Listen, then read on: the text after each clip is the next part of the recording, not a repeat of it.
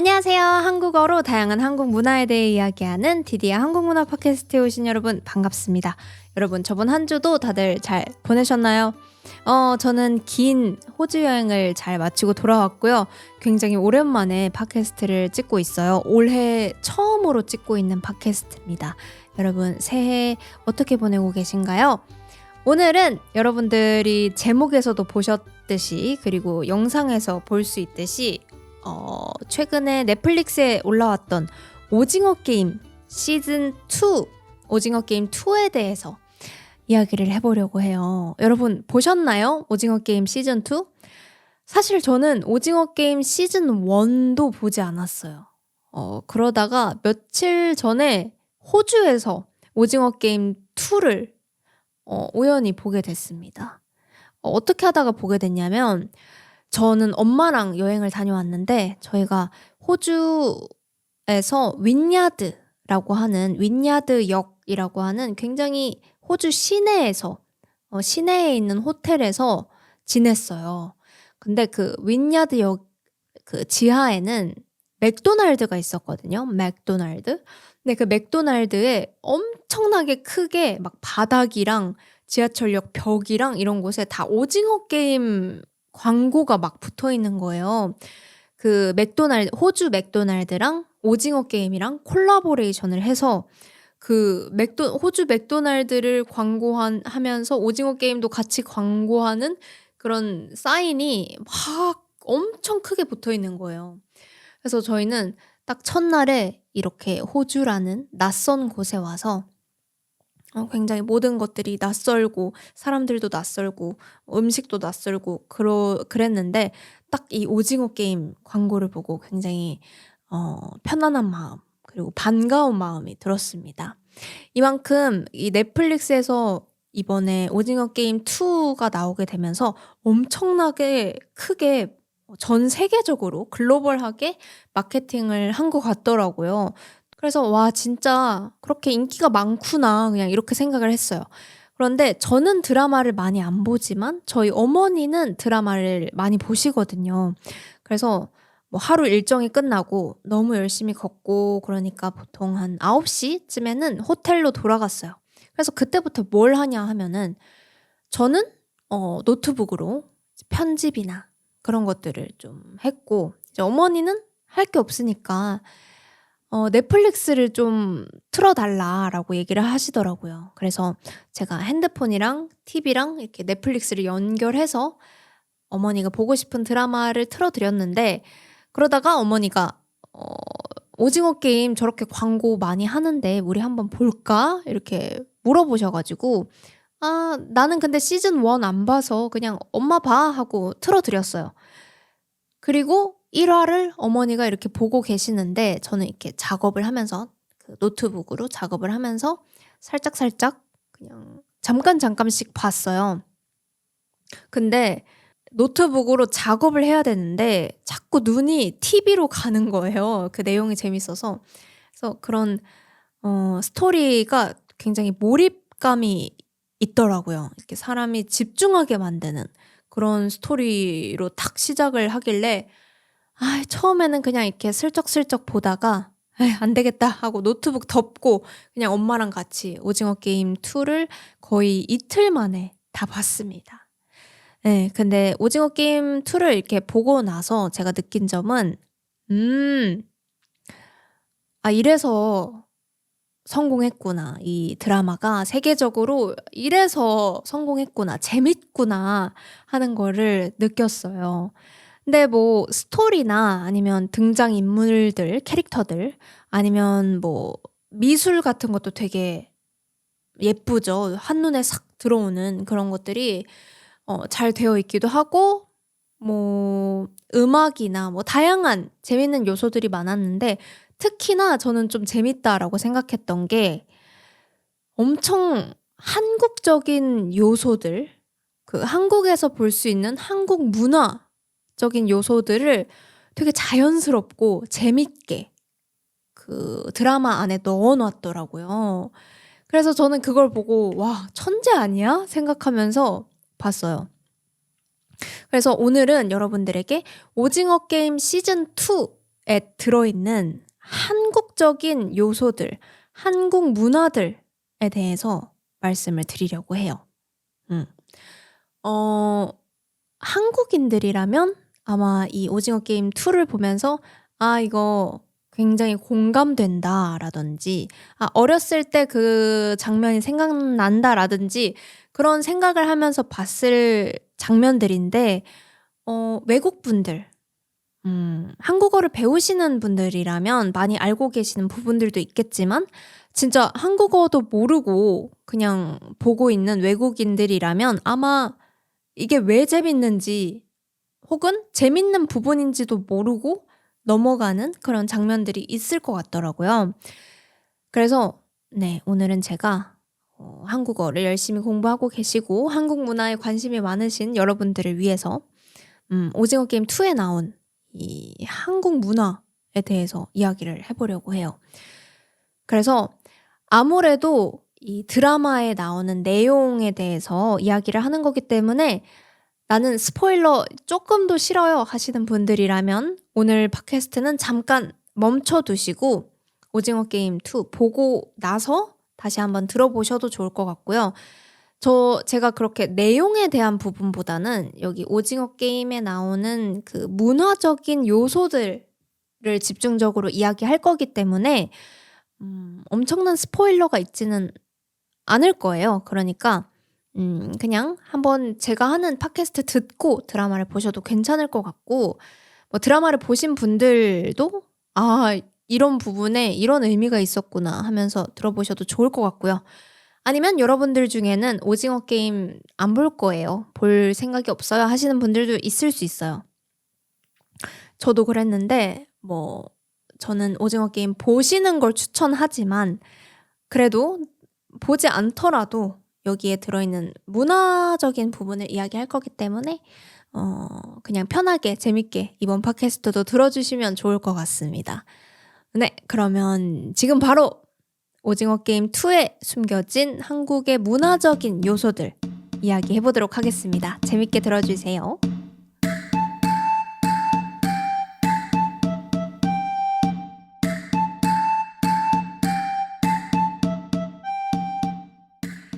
네, 그래서 이런 한국적인 요소들에 대해서 이야기를 하기 전에 오징어 게임을 안 보신 분들도 이해를 할 수 있도록 도대체 이 오징어 게임이라는 드라마가 뭔지 이해할 수 있도록 간단하게 오징어 게임 줄거리 설명을 해드리도록 하겠습니다.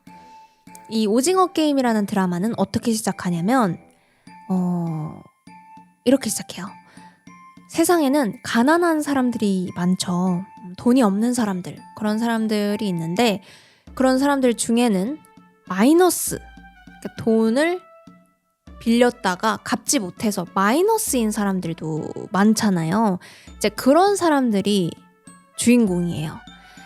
이 돈이 많이 없는 마이너스인 사람들에게 어느 날 수트를 입은 키가 큰 한 남자가 나타납니다.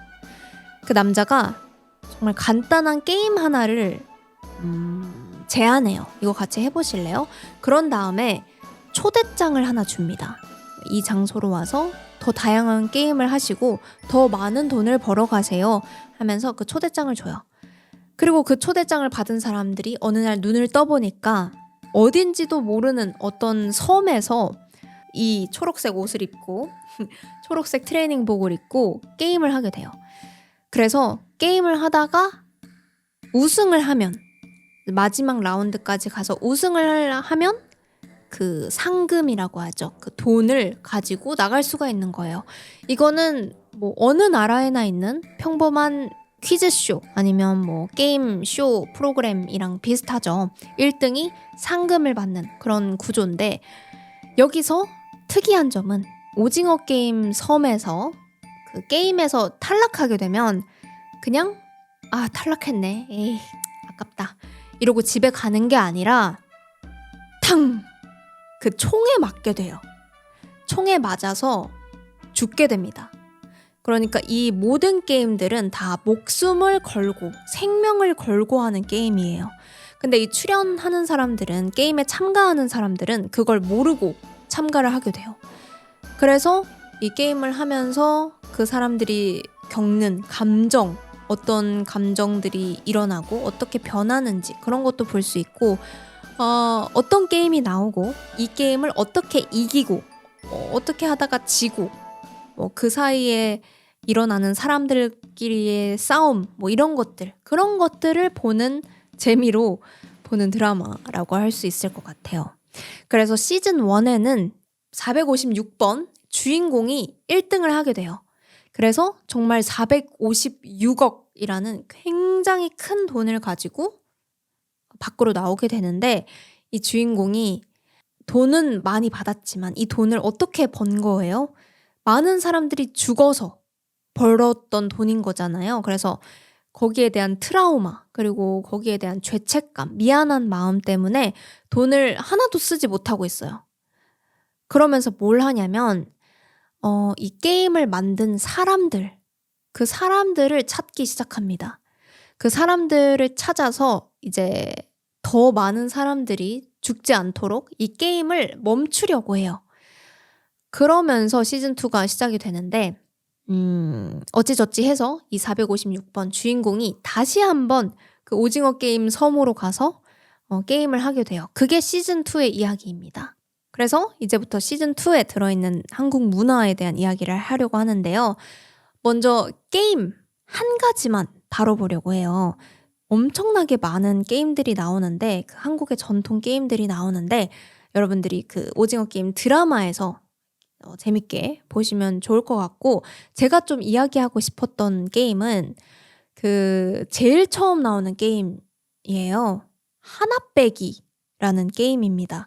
이 하나 빼기라는 게임이 뭐냐면 가위바위보, 락, 페이퍼, 시저, 이 가위바위보랑 비슷한 게임인데 여기서 한 단계 더 업그레이드 된 게임이에요. 가위바위보는 보통 한 손으로 가위 아니면 바위, 보 3개 중에 하나를 내는 거잖아요.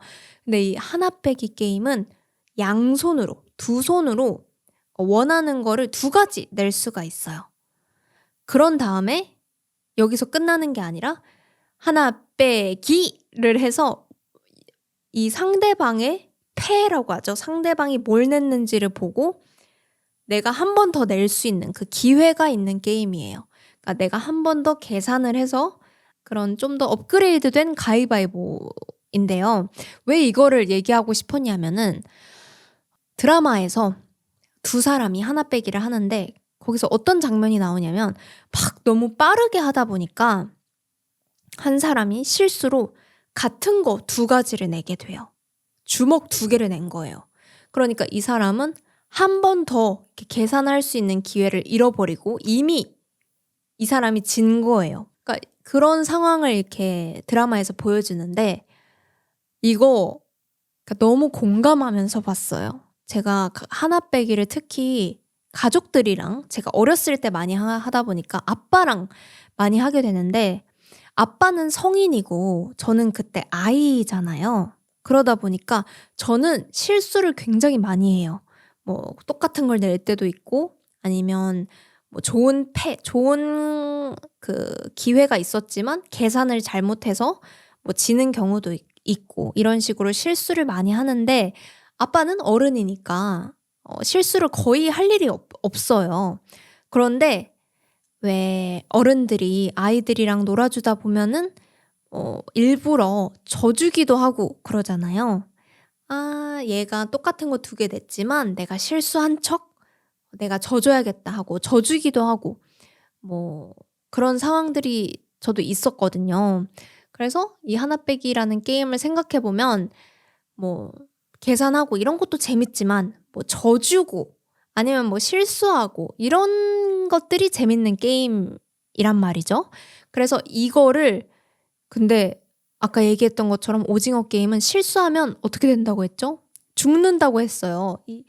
엄청나게 한 100배 정도 되는 긴장감을 가지고 이 게임을 막 진행하는 그런 연출을 보면서 너무 공감할 포인트를 되게 재밌게 잘 만들었다 이런 생각을 하게 됐습니다.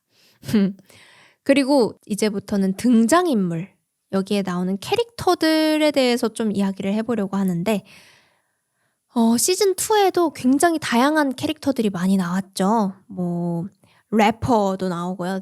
테너스라는 래퍼도 나오고 뭐 임신한 임산부도 나오고 뭐 비트코인 이런 걸로 유튜브를 하는 유튜버도 나오고 다양한 캐릭터들이 나오는데 그중에서 좀 한국의 특징을 잘 담았다라고 생각하는 캐릭터들이 몇 명이 있었어요. 그중에 가장 눈에 띄었던 게 해병대 캐릭터였습니다. 해병. 참가자 중에 388번이라고 강대호라는 캐릭터가 있었는데요. 그 캐릭터가 해병대 캐릭터예요.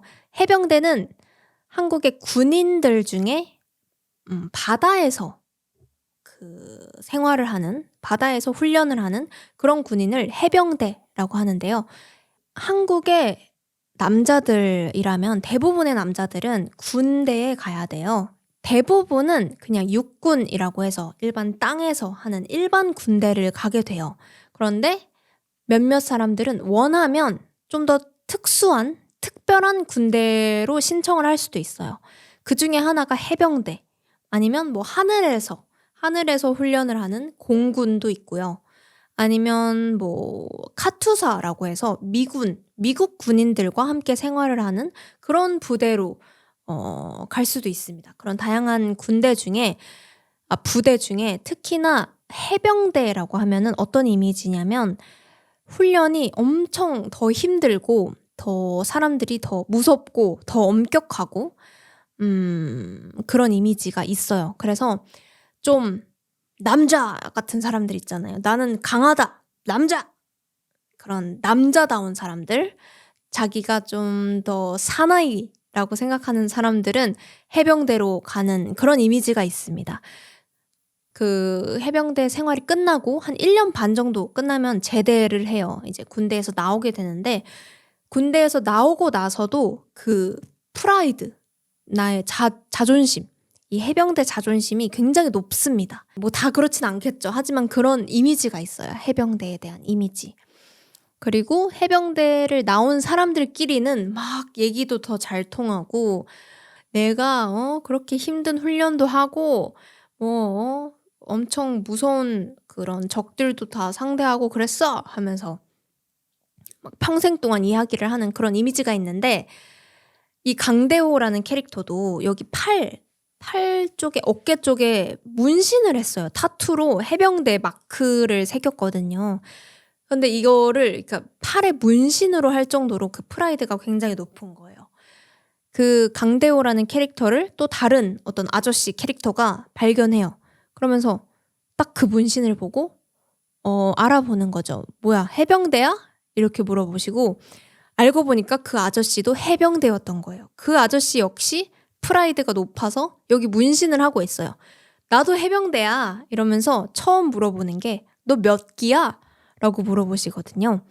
해병대는 기수라고 해서 선배, 후배 같은 개념들이 강하게 있어요. 그래서 해병대 1기가 있고 해병대 2기가 있으면 1기가 2기보다 선배인 거예요. 먼저 해병대에 들어간 사람들. 그래서 특히나 군대 같은 경우는 이런 선후배 관계가 아주 확실하게 있고 강하게 있기 때문에 바로 너 몇 기야? 물어보고 딱 그 정리를 하고 내가 너보다 선배야. 우리 이제 친하게 지내자 하면서 바로 또 친구가 돼버립니다. 이 정도로 그런 끈끈한 해병대의 우정 같은 문화도 보여주고 있더라고요. 그리고 이 강대호라는 캐릭터를 이 아저씨 캐릭터 주인공 친구인데 그 친구가 후배 해병을 이렇게 한 대 이렇게 칠 때마다 아니면 뭔가 물어볼 때마다 그 강대호라는 캐릭터가 악이라고 얘기를 해요. 악. 근데 이 악이 뭐냐면 이 군대 부대마다 이 팀들마다 대답하는 방식이나 경례하는 방식 같은 거 이런 것들이 다 달라요. 근데 그중에서 해병대는 대답을 악으로 하는 그런 또 이미지들이 있어요. 그래서 특히나 한국 군대에서는 이렇게 선배가 후배의 몸을 터치하게 되면은 거기에 대한 반응을 해야 되거든요. 육군 같은 경우, 일반적인 군인 같은 경우는 이름을 이야기한다든지 그런 룰이 있는데 이 해병대는 몸에 이렇게 닿았을 때 악, 악 이렇게 하는 걸 볼 수가 있어요. 그래서 뭔가 이렇게 얍, 얍 이런 기합을 넣는 게 아니라 으리아차 하는 그런 기합을 넣는 게 아니라 이거는 대답입니다. 대답. 선배가 후배의 몸을 스쳤을 때, 터치했을 때 악이라고 얘기를 하는 그런 문화, 그런 것까지 보여주고 있어요. 네. 그리고는 조금 재밌다고 생각했던 캐릭터는 무당 캐릭터 있더라고요. 한국의 샤머니즘. 큰 역할을 하진 않는데 그래도 이 무당은 딱 사람을 보고 이렇게 얘기를 하죠. 너 이렇게 얼굴을 보니까 왜 이렇게 오래 살았는지 알겠어. 이런 식으로 얘기를 하거든요. 한국의 무당 하면은 또 떠오르는 이미지가 딱 사람을 보고 너는 요렇게 보니까 올해 말에 큰 돈을 벌 수 있겠어. 하면서 그 기운을 탁 보고 이야기를 해주는 그런 이미지가 있거든요. 그런 것들도 또 보여주고 있었고, 그리고 또 아빠가 아니죠. 엄마랑 아들. 좀 더 확실하게 얘기하면 나이가 많은 엄마, 나이가 많은 아들, 모자 관계가 나옵니다. 엄마랑 아들 관계. 이것도 또 한국 사회의 모습을 조금은 보여주고 있다라고 생각을 했던 게, 한국은 뭐 다른 유럽 아니면 서양이랑 비교를 했을 때 그 어른이 되고 나서도, 성인이 되고 나서도, 20살이 넘고 20살이 넘고 나서도 독립하지 못하는 어른들이 좀 상대적으로 많을 거예요. 30살, 40살이 돼서도 그 부모님이랑 같이 살고 좀 힘든 일이 있을 때 부모님을 찾고 뭐 이런 그런 마마보이라고 하는데 그런 사람들도 꽤 있죠. 그런 것들을 보여주려고 넣은 것 같기도 하더라고요. 네. 이런 캐릭터들이 조금 한국의 문화들을 보여주는 캐릭터지 않나 생각을 했어요.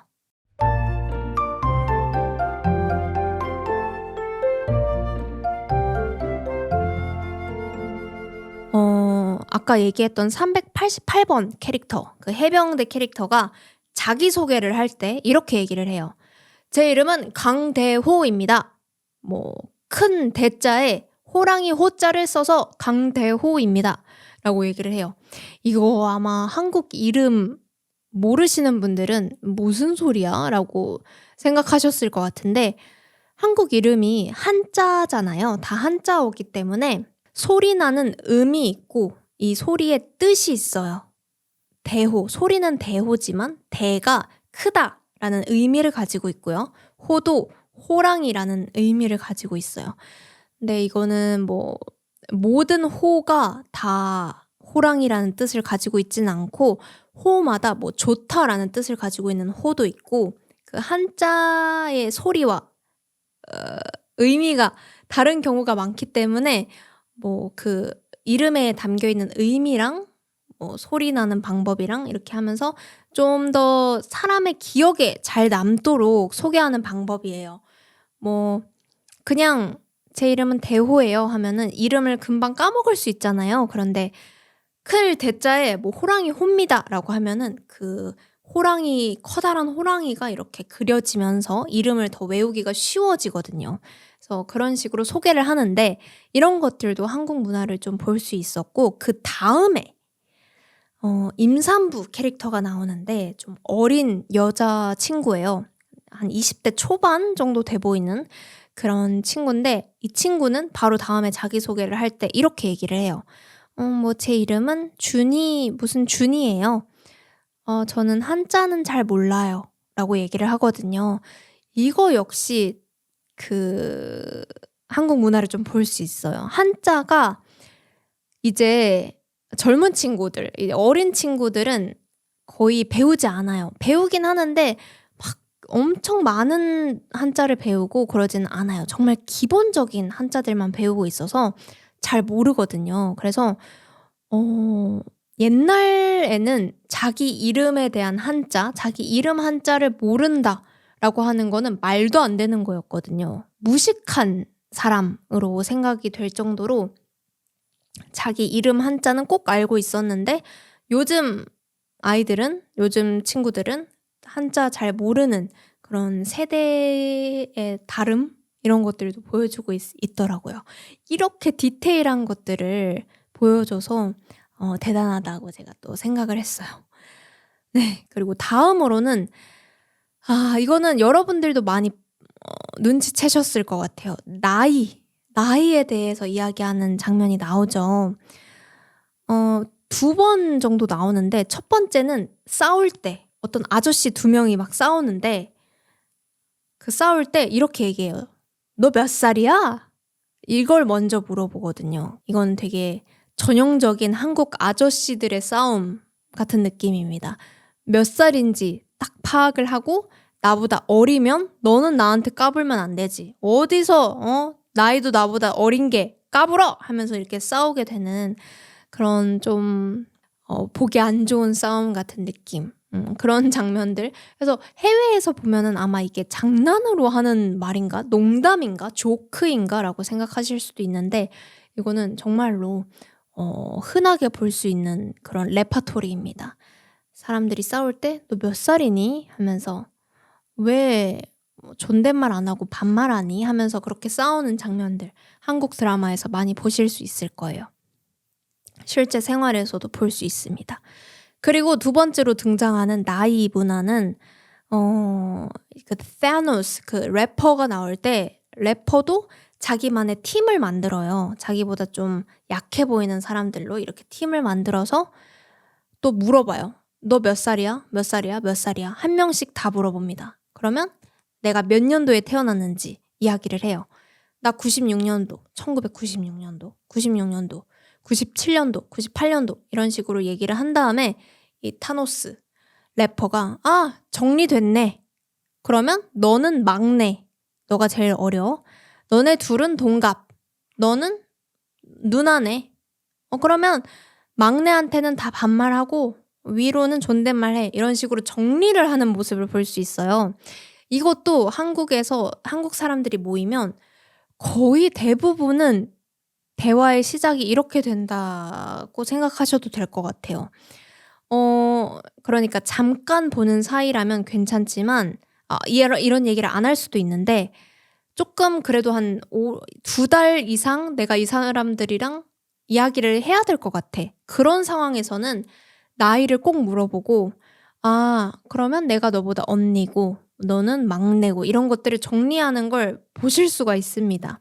그래서 이런 장면들도 진짜 리얼 한국 그 문화를 잘 보여준 장면이다라고 생각이 들었어요.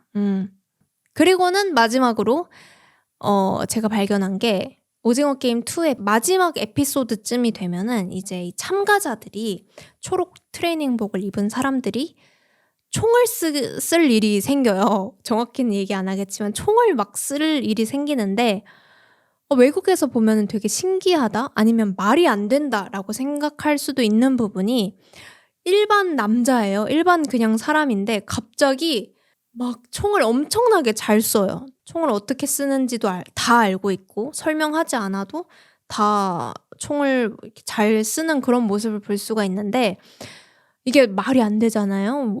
에이 어느 날 갑자기 이렇게 사람들이 총을 어떻게 쏴. 저도 갑자기 총 못 쏘니까 이해가 안 될 수 있지만 처음에 얘기했던 것처럼 한국 남자들은 대부분 군대를 다녀오기 때문에 한 번씩은 총을 다 쏴 봤어요. 어떻게 쓰는지 다 알고 그 종류에 대한 것들도 공부를 하기 때문에 웬만한 남자들이면 이렇게 총을 쓸 수 있는 그런 모습들도 보여주고 있더라고요.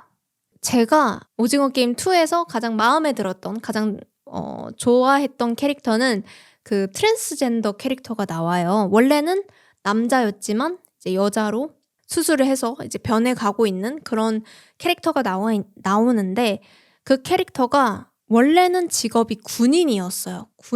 그것도 굉장히 힘든 군인, 어려운 군인 이었는데 이제 군대를 다니면서 겪었을 그런 좀 힘든 상황들 그런 것들도 좀 상상이 되면서 좀 안쓰러운 마음도 들기도 했고 그리고 그 반전 매력 있잖아요. 처음에는 여성스러운 이런 모습으로 보여지지만 갑자기 총을 잡고 굉장히 총을 잘 다루는 그 되게 멋있는 모습 이런 것들 그 차이도 보여주면서 저 캐릭터 좋아라고 생각을 했었거든요.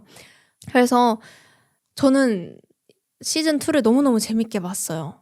이 캐릭터들도 너무 매력이 있고, 그리고 여기에 나온 문화적 요소들도 이거 빨리 저 구독자님들한테 설명해줘야지, 제 팟캐스트 듣는 분들한테 설명해드려야지 하는 마음으로 보다 보니까 너무너무 재밌게 봤거든요. 여러분들은 어떠세요? 오징어 게임 2 재밌게 보셨나요? 저의 이야기를 듣고 조금 더 새롭게 알게 된 부분들이 있을까요? 그리고 오징어 게임 2 아직 안 보신 분들이라면 조금 보고 싶은 그런 마음이 드셨을까요? 여러분들의 가장 좋아하는 캐릭터는 누구였는지, 그리고 오징어 게임을 보다가 궁금했던 점이 있다면 어떤 건지, 또 새롭게 알게 된 점이 있다면 어떤 건지 댓글로 많이 알려주시면 감사하겠습니다. 여기까지 오징어 게임 2에 숨겨진 한국의 문화적 요소들에 대한 이야기였습니다. 네, 오늘은 오징어 게임 2를 너무너무 재밌게 보고 거기에 영감을 받아서 이런 코스튬도 있고 오징어 게임에 들어있는 한국적 요소들에 대한 이야기를 열심히 열정적으로 이야기를 해봤는데요. 이렇게 어떤 작품, 드라마나 영화 같은 게 글로벌하게 성공할 수도 있어요. 이렇게 잘 만든 작품이 성공을 하게 될 수도 있는데 이런 것도 대단하지만 그 기회를 틈타서 이 드라마의 흥행, 이 드라마의 성공을 잘 이용해서 이 한국적인 문화, 한국적인 모습들까지 자연스럽게 이렇게 보여주는 게 너무너무 대단하고 존경스러웠습니다. 그게 진짜 이 오징어 게임의 성공 비결 중에 하나이지 않나. 그냥 드라마 자체가 재밌는 것도 있지만 대한민국이라는 그런 낯선 나라의 좀 이런 낯선 문화들을 함께 볼 수 있는 그런 게 좀 재미있는 포인트 중에 하나이지 않나, 그런 생각을 하게 됐습니다. 네, 저는 시즌 1을 제대로 보지 않았기 때문에 이번에 시즌 2 봤지만 이제 거꾸로 시즌 1도 한번 보려고 생각을 하고 있어요. 네, 여러분들도 혹시나 안 보셨으면 챙겨보시고 저랑 같이 오징어 게임에 대해서 나중에 이야기할 수 있었으면 좋겠습니다. 네, 이렇게 오늘의 팟캐스트는 마무리할 수 있을 것 같습니다. 마지막으로 공지사항 하나 드릴게요.